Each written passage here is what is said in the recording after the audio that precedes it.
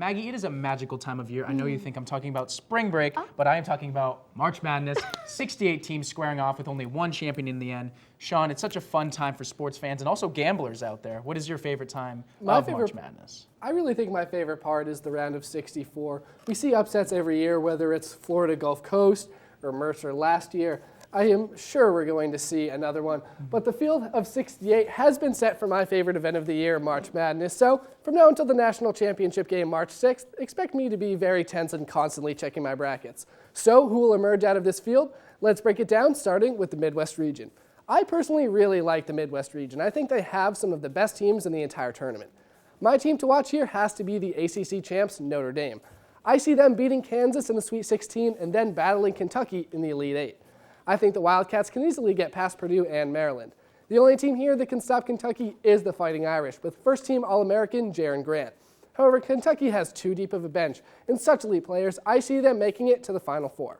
Now on to the West. I think we will see the most upsets here. My team to watch is BYU. They have a play-in game tonight against Ole Miss, but I like them to win that and then take down Xavier and then Baylor.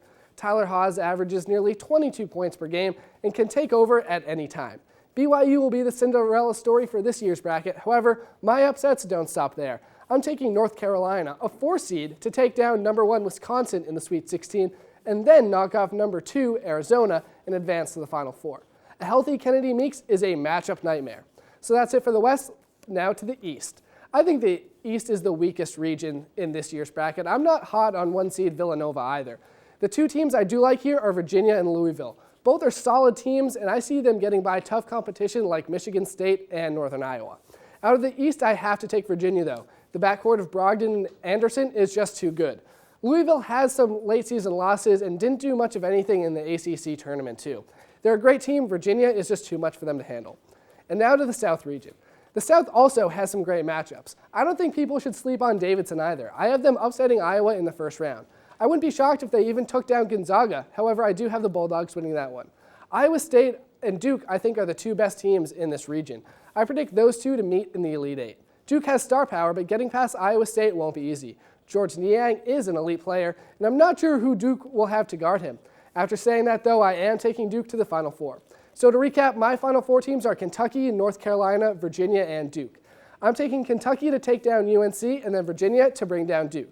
That makes the national championship game Kentucky-Virginia, a matchup we have yet to see this year. I hate to do this, but I am taking Kentucky as my national champion.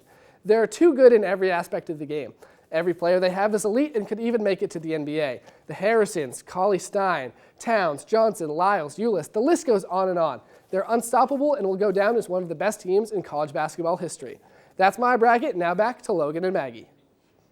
Wow, so Sean rolling with the rest of the nation and Kentucky.